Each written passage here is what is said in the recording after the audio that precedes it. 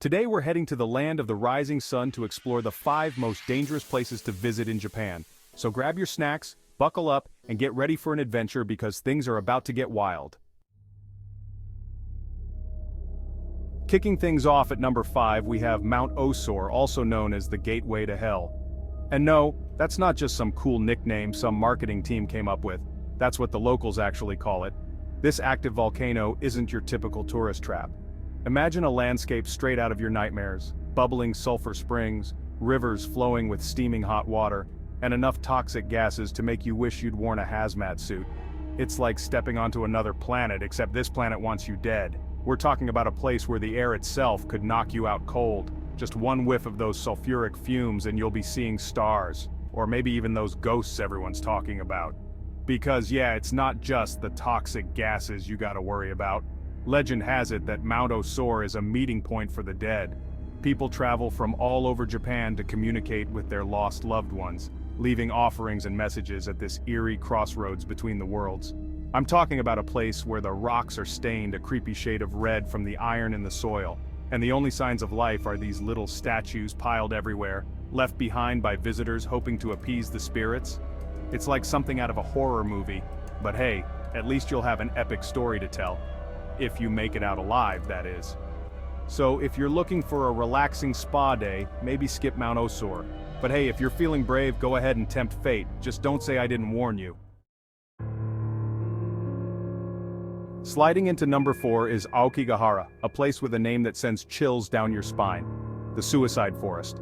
This forest is infamous for its eerie reputation and the unsettling stories that surround it. Located at the base of majestic Mount Fuji, Aokigahara is like something out of a fairy tale, a really creepy fairy tale. The juxtaposition of the serene mountain and the ominous forest creates a surreal experience. I'm talking about a place where the trees are so thick and tightly packed that sunlight struggles to reach the forest floor. The dense canopy above creates an almost perpetual twilight, adding to the forest's mystique. The air is heavy with silence, broken only by the sound of the wind rustling through the leaves, and maybe the whispers of the spirits said to wander these woods. It's a silence that feels almost tangible, pressing in on you from all sides. See, Aokigahara has a dark history. It's not just the natural beauty that draws people here, it's the tragic stories that have unfolded within its depths. It's been a popular spot for, well, let's just say people come here to end their pain.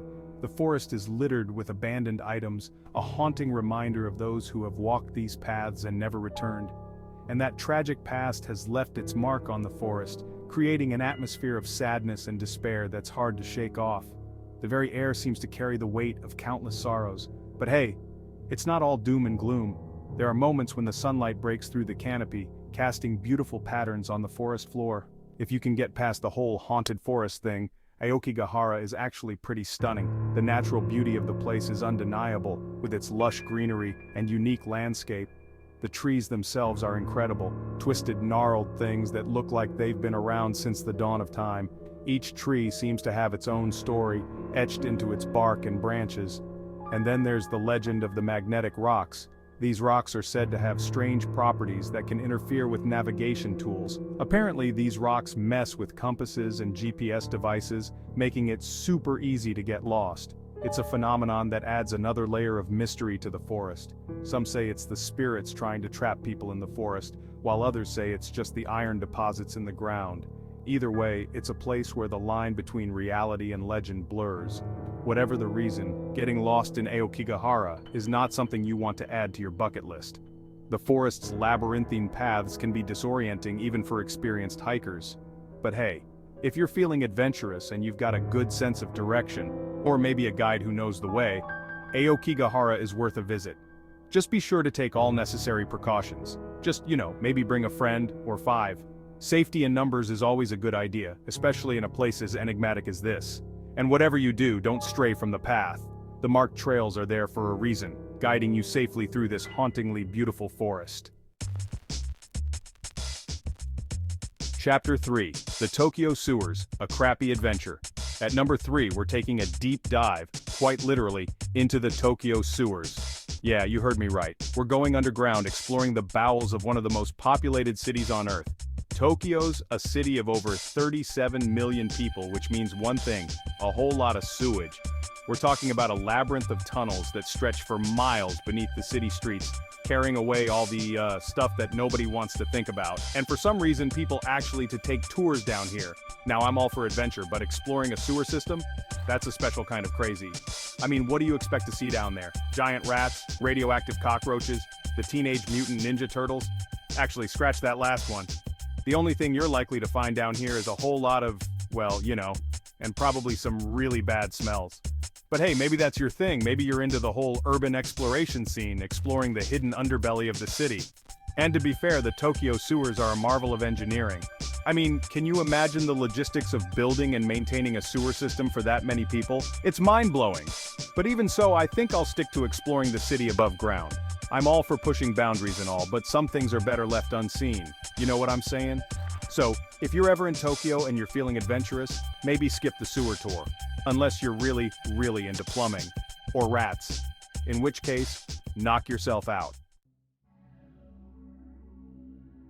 Chapter 4, Oshima Island, living on the edge of a volcano. Number 2 brings us to Oshima Island, home of Mount Mihara, a place where the danger is as clear as the air is, well, not clear at all. The island is shrouded in a constant haze, a reminder of the ever-present volcanic activity. Picture this, a beautiful remote island off the coast of Tokyo. It seems like a perfect escape from the hustle and bustle of city life. Lush green forests, stunning beaches, crystal clear waters. Sounds like paradise, right? A place where you can relax and unwind surrounded by nature's beauty. Wrong. This island is basically one giant volcano just waiting to blow. Mount Mihara dominates the landscape, a constant reminder of the island's volatile nature. We're talking about a place where the ground could literally open up and swallow you whole at any given moment. The earth beneath your feet is unstable, with cracks and fissures appearing without warning. And if that wasn't bad enough, the island is notorious for its toxic volcanic gases. These gases seep out from the volcanic vents, creating a hazardous environment. I'm talking about stuff that can knock you out cold with a single whiff. Residents and visitors alike have to be cautious, often wearing gas masks to protect themselves. Back in the 1930s, Oshima was a popular spot for, well, let's just say it wasn't exactly known for its relaxing spa retreats. The island's dark history includes tragic events linked to the volcano. It got so bad that the government actually had to install fences around the volcano's edge to prevent people from, well, you know, but hey, don't worry. These safety measures are in place to protect everyone. If you're not planning on jumping into an active volcano, you're totally safe, right? Well, not exactly. The island's unpredictable nature means you always have to be on guard. Even if you're just taking a leisurely stroll along the beach, there's always the chance that the wind could shift and send a cloud of poisonous gas your way. It's a risk that comes with living on the edge of a volcano. But here's the craziest part. People actually live on this island. Yes, despite all the dangers, there are communities that call Oshima home.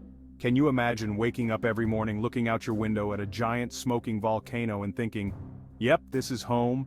It's a unique way of life that requires a certain mindset. These people are either incredibly brave or incredibly crazy. They have adapted to the constant threat, finding ways to coexist with the volcano, maybe a little bit of both. Their resilience and determination are truly remarkable. So if you're looking for a relaxing island getaway, maybe skip Oshima. There are plenty of other islands that offer tranquility without the constant threat of volcanic eruptions. Unless, of course, you're into extreme living and have a thing for poisonous fumes. For thrill seekers, Oshima offers an unparalleled adventure. Chapter 5. The Yonaguni Monument, Atlantis, or just rocks. And finally at number 1, drumroll please, the Yonaguni Monument. Sounds harmless, right? Wrong again. This place is shrouded in mystery and danger, a recipe for disaster if you ask me. We're talking about a massive underwater structure off the coast of Okinawa, often called Japan's Atlantis. Now I'm all for exploring ancient ruins and lost civilizations, but something about this place just screams, nope! First of all, it's underwater, and not just like, oh look, some pretty coral reefs. We're talking deep, dark, and dangerous waters. The kind of place where you're more likely to encounter a giant squid than a friendly dolphin. And then there are the currents. These things are no joke. One minute you're swimming along admiring the view, and the next minute you're being swept away to who knows where. But hey, at least the currents will keep the sharks away, right? Wrong again. The waters around Yonaguni are teeming with sharks, including the infamous hammerhead. So not only are you risking your life to explore some underwater rocks, but you might just end up as a shark snack in the process. But hey, maybe that's just part of the adventure, right? The craziest part about the Yonaguni monument is that nobody even knows what it is. Some people think it's a natural formation, while others believe it's an ancient city built by a long-lost civilization. So you could be risking your life to explore what could just be a pile of rocks. Or you could discover the next Atlantis. But something tells me that sharks would rather keep that secret to themselves. The preparation for such a dive is intense. Divers need specialized equipment and training to handle the depths and currents. Oxygen levels, communication devices, and safety protocols are all crucial. One small mistake can lead to serious consequences, and let's not forget the historical significance. If this is indeed a man-made structure, it could rewrite history as we know it. Imagine uncovering artifacts that date back thousands of years, offering a glimpse into a civilization long forgotten. The thrill of discovery is what drives many to take the plunge, despite the risks involved. So, whether it's Atlantis or just rocks, the Yonaguni monument continues to captivate the imagination of adventurers and historians alike. And who knows, maybe one day, we'll finally uncover the truth behind this underwater enigma. So there you have it, 5 places in Japan where your travel insurance definitely won't cover you. We've got cursed volcanoes, haunted forests, sewer systems that'll make your stomach churn, volcanic islands where the air itself can kill you, and underwater mysteries guarded by sharks. These spots are perfect if you want to spice up your trip, with a hint of. Just remember, this is Japan, a land of rich history, culture, and a handful of places that might try to kill you. If you're feeling brave or maybe just a little bit crazy, go ahead and check them out. But don't say I didn't warn you. Happy traveling, and remember, stay away from strange gases, deep forests, and for the love of all things holy, avoid sewer tours. Sayonara.